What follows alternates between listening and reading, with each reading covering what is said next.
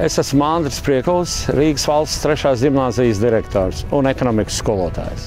Mēs gribam Rīgas skolotājiem iedot trīskāršu atbalstu. Piemaksas pedagogiem tikpat liels kā pierīgām.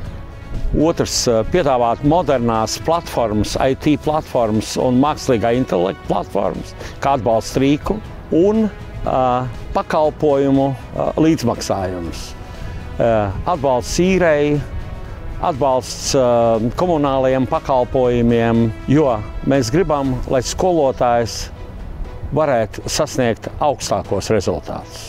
Tāpat mēs gribam, lai skolotājs justos brīvāk savā praksē, palīdzēt ar atbalstu personālu, logopēdiem, skolotāju palīgu, psihologu, sociālo pedagogu, kas īpaši atbalstīs skolniekus ar īpašām vajadzībām un problēmu situācijās.